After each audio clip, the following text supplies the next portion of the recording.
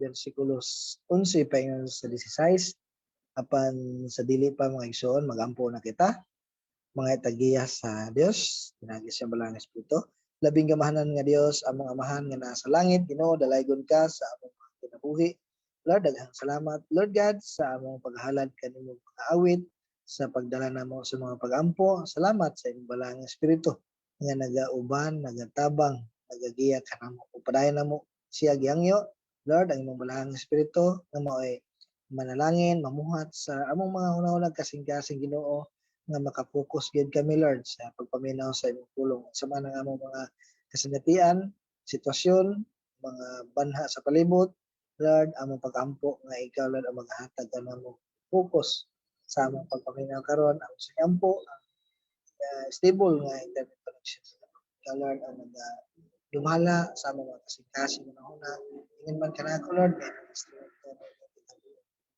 Lord ikaw Lord saligan sa tanan mamuhat ka sa matag usa wala kay labyan kanamong Ginoo sa ngalan ni Ginoong Hesus amen o amen okay mga igsoon ang Galacia kapitulo 6 bersikulo 11 paingon sa 16 sulat ni Apostol Pablo nagigiyahan sa Dios nagkanayon tan-awa unsa kadagko sa mga litra nga ako gayud ang nagsulat kadtong gusto nga magpasikat sa mga butang nga makita mao ang nagpugos kaninyo sa pagpatuli.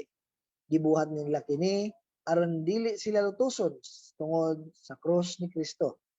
Verse 13, kay bisan kadtong nagpatuli wala magtuman sa balaod. Apan gusto sila nga magpatuli kamo aron makapasigarbo sila nga may dawat kamo sa seremonyas sa pagtuli.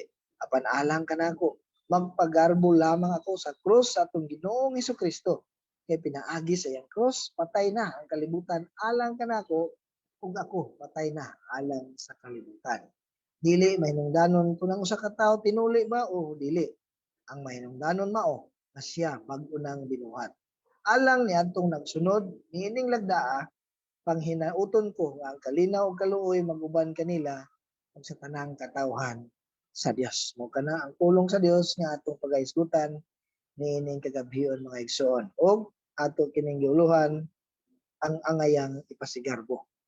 Ang verse 11a gingon diha tan-awa unsa kadagko sa mga litra. Literal gyud, actual gidagko gi-highlight ni Pablo no ang litra sa pagsulat ani sa Galacia no kumpara sa uban yang sulat. Special ning sulatan no ngano kaha para maklaro, para mas tinaw no, para mas masabtan ang angayang ipasigarbo o ipasikat una nga punto dili ang pagtuman sa balaodnon okay ang verse 12 ng kanayon katong gusto nga magpasikat sa mga butang nga makita mao ang nagpugos kaninyo sa pagpatuli gibuhat nila kini aron dili sila lutuson tungod sa cross ni Kristo ilang gipamugos no murabag kami man gani no kamo po dapat no nagpasikat sila sa mga butang nga makita mga gibuhat nga makita mga sabana lagda mga timaan nga sila Kristohanon nga no kaya nga sila obedience no apan hipokrito diay no kunuhay obedience apan napugos mamugos pud sila sa uban no gibuhat nila kini aron dili sila lutuson tungod sa krus ni Kristo no sa ato pa no mga igsoon no kining mga tawhana siguro nakadungog na may tungod sa krus ni Kristo or nakabalita na usab sa mga gidangatan sa mga magwawali mga nagsangyaw no siguro nakasugod na pud ni sila sangyaw no sa cross ni Kristo apan nakasinanting mga paglutos wala sila makapadayon sa lunlon o pure nga gospel no nahaluan na gamay mahaluan na gamay sama sa giingon ni Apostol Pablo nga pagbantay kamo yan ang mga naay sama sa harina nga naay patubo no dili na pure murabag para walay gubot iapil na lang gud nato sa cross sa may mawala ana no iapil lang gud nato ang tuli gyud ang pinaka specific dinhi mga igsoon no naara bitaw gyapon ang cross o bitaw na wala no kana mga igsoon moy naghimong walay dili epektibo ang gospel no dili na epektibo ang may balita kung naanay madugang nga iapil sa pagsangyaw no dili na sakto, dili na klaro, ug dili ka na iya sa Dios, dili ka na kahimutan sa Dios, no? Makaabot sa laing lugar kung sa didto sa Galacia, no, ang ilang gidugang tuli, cross ni Kristo plus tuli, no, maabot sa laing lugar, magdugang na pud sila sa bunyag, sa ubang lugar, magdugang na pud sila daghan idugang, mga tradisyon, mga orasyon, unsa pa diha mga igsoon. Pag-abot sa Pilipinas, daghan na kaayo nakadugang sa pagtulon-an sa kaluwasan. Maluwas ka kung mosulod ka sa among reliyon, maluwas ka kung uminaw ka sa among mag-uuli, no? Sa sama sa giingon ni usa ka uh, mag-uwali usab, ningon siya mas maayo pa nga magkabulag-bulag tungod sa kamatuoran kaysa magpadayon, magkauyon, magkahiusa sa sayop mga igsoon. So, una mga igsoon, ang ngayan nga ipasigarbo o ipasikat, dili ang pagtuman sa balaodon. Kay gingon sa verse 13, bisag gani ito nagpatuli, wa man gani nagkatuman sa balaod, no? Gusto sila nga magpatuli kamo aron makapasigarbo sila nga midawat kamo sa seremonya sa pagtuli, no? Wala man gani makatuman, wala gihapon kay perfect man ang gi-require sa Ginoo.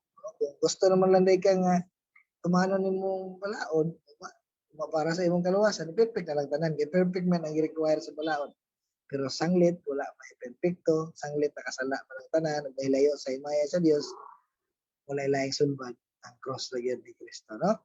Makapasigarbo sila nga midawat kamo kay maayo sila mo kumbinsi, dalang pamugos, dalang hulga, no? Muna mga igsoon, ang balaod ilang gituman, makita gid sa mga mata, na patuli sila, pero wala dai gihapon nakatuman sa balaod. Patay gihapon diha sa balaod, no? Dili mahinungdanon, no? Hindi ha, dimension kaniha, no? Dili mahinungdanon kung tinuli ba o dili. O gani si Pablo nagpaabot na sa iyang salas nga atong gibasa kaniya, nga kaluy-an unta sila. Kaluoy ang iyang gibati sa mga tao nga namugos aron ang mga katawhan magpatuli, no? I-appeal sa ilang kaluwasan, i-appeal sa cross ni Kristo ang pagpatuli, no? Ang pagpatuli usa ka na nga mando sa patriarka sa Biblia nga si Abraham, no? Sa iyang mga kaliwat bisan sa ilang mga ulipon timaan sa usa ka sabutan nga gitapos uban kaniya uban sa Dios alang sa tanan nga mga kaliwatan. Usa ka walay katapusan nga pakigsaan kana, no? Ang pagtuli atong ihulagway kanang ang panit gikuha da sa luyog, di ba, gibitas, no? Di dapit sa ulo sa kinatawo, ug ang nahibilin nga mga ngilit ni panit tahion, di ba? Gikuha na siya, gigamit na siya ng example paghukas sa unod, no?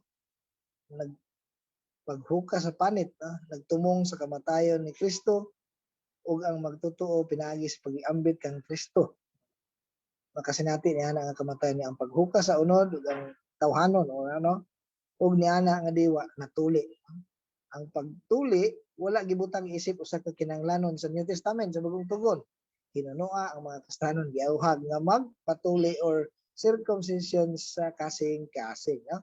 Pinaagi sa pagsalig kang Kristo Jesus ug sa iyang sakripisyo sa krus. No? Dili pagtuli pisikal, no? Walay kalambigitan ang ilang ipamugos nga pisikal nga buhaton aron makatabang, aron makakuha pabor sa Ginoo, no? Una mga igsoon, kasing-kasing anong aron atong hatagan og support verse ang mahitungod sa circumcision sa kasing-kasing, pagtuli sa kasing-kasing, dinhi na ta sa ikaduha nga punto, ang ayang ipasigarbo dili ang pagtuman sa balaod. Ikaduha nga punto, ang cross ni Ginoo Hesus. Sa verse 14, apanaalang kanako, magpasigarbo lamang ako sa cross sa atong Ginoong Kristo. E pinaagi sa iyang cross, patay na ang kalibutan alang kanako ug ako patay na alang sa kalibutan. Imbes nga mahadlok siya sa mga paglutos, no? Tungod sa pagsangyaw niya sa cross ni Kristo, pagsangyaw niya sa mga balita sa gospel, no? Apan si Pablo pasigarbuho ni noon, may sugo ni noon, no? Kumpara sa mga tao nga ginapumugos nila ang ubang pagtulunan kinahadlok sila sa mga paglutos, no?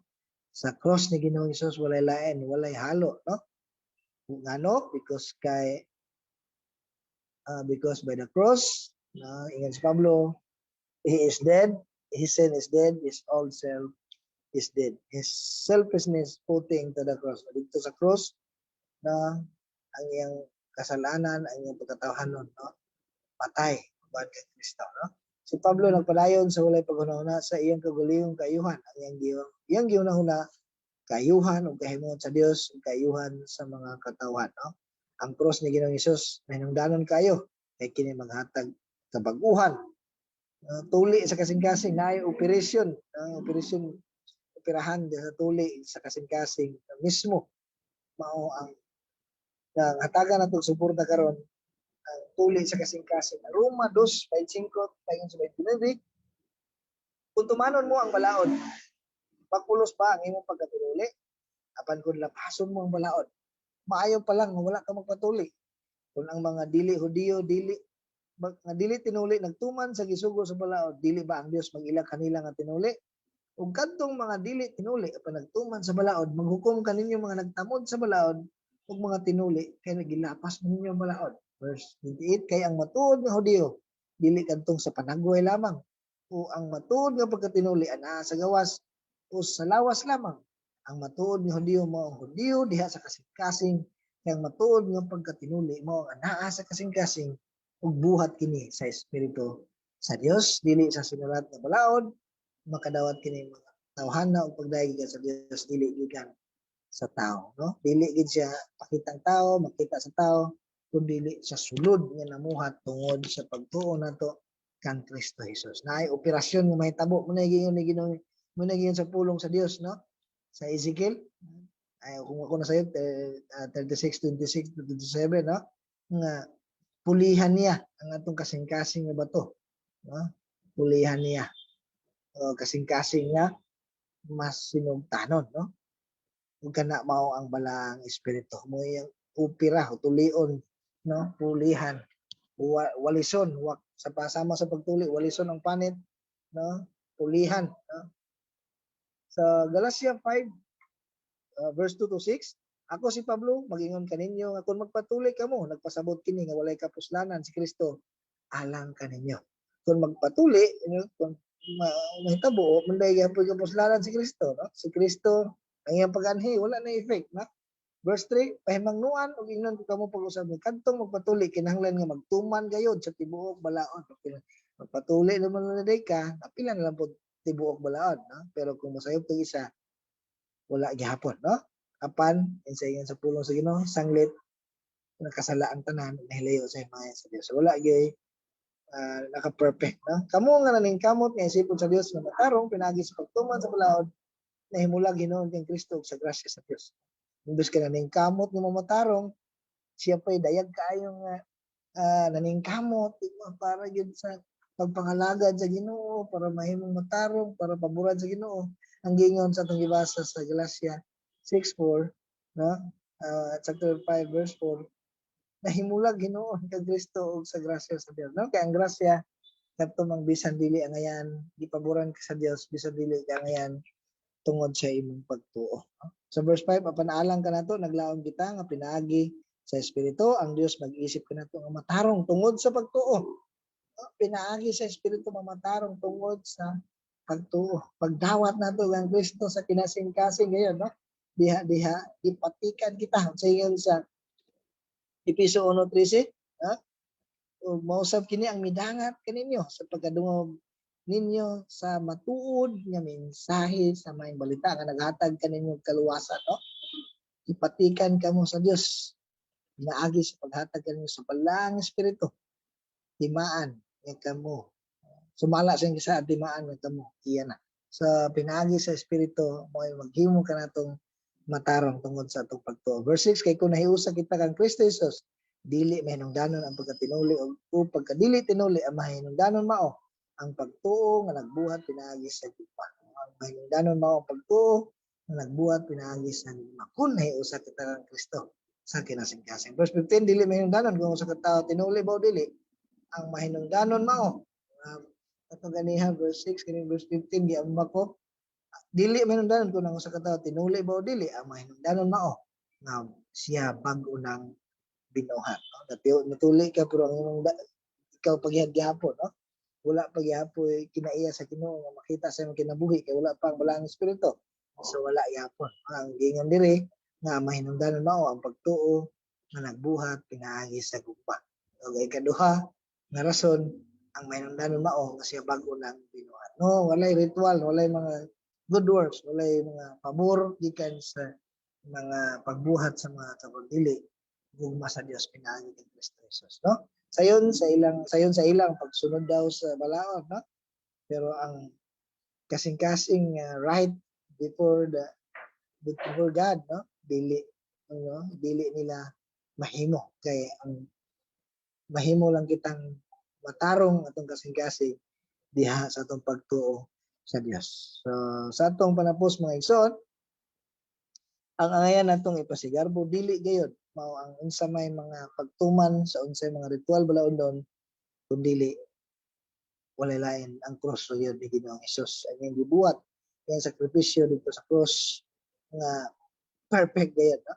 Perfect gayud iyang natuman 100% alang sa atong kaluwasan, alang sa atong kabaguhan, alang sa atong paghibalik sa relasyon sa Dios. Nung sa atong prayer makaingon na ta amahan namo, no? Dios namong amahan nga labing gamahanan dalay gud ka sa kana mga igsoon mo atong tuuhan sa kinasing-kasing mo nay mahinungdanon kaayo kay maghatag ka nato magresulta kana nga kita bag-ong binuhat ang atong mga kasing-kasing gituli, no, gioperahan diha gyud sa sulod mismo, no? Ang Dios may naghimo dili ang atong paningkamot, dili unsay gibuhat sa tao kun dili ang Dios mismo may naghimo niana nga magresulta nga makapamuhat kita pinaagi sa gugma naa natay relasyon sa Dios, naa nay komunikasyon kaniya diya sa pag-ampo sa balaang espiritu, wala na kinahanglan ang pagkitang tao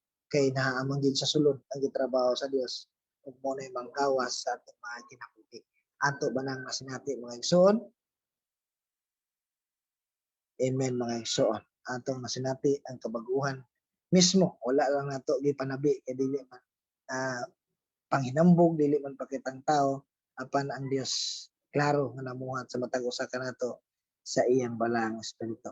Imposible kayo ikaw sa una, no? Imposible kayo. Ikaw sa una, kita sa una, ako sa una, no? Makita nato ang dakong kausaban kung atong subayon, no? Ang atong mga wala man gyud nahimong perpekto, no? Apan ang atong sin nag-decrease, no? Nag-decrease us atong pagkatarong pagkin ang Christ likeness, no? nag-increase, no? Salamat sa Dios sa iyang pagpamuhat sa atong kinabuhi sa pagsugod niyang tuli sa atong mga kasing-kasing dili atong buhat kundi buhat sa Dios. Magampo ta, labing gamahanan nga Dios among amahan, dalaygon ka sa among kinabuhi. Salamat o Dios sa mga kamaturan nga imong gipaabot kanamo, Lord, nga kami, Lord, ikaw gyud ang magalig-on nga magpabilin kami diha gayon Lord sa pagtuo sa gibuhat ni Ginoong Hesus alang sa among mapadayonon pagpangalagad, alang sa among kabaguhan, alang sa among pabor, alang sa mga pag-ampo na imong atagag katubagan. Salamat kay Dios sa imong pagkamaayo, mamuhat ka sa matag usa o sa mga pamilya nga wala pa diha kanimo Ginoo. Ikaw Lord ang mga gamit sa among mga kinabuhi nga ang among nadungog karon. Lord imong ipadayag panahon sa mga conversation sa mga family bonding, family nga panagtapok Ginoo. Salamat kay Dios dalaygon ka sa ngalan ni Ginoong Hesus. Amen. O amen.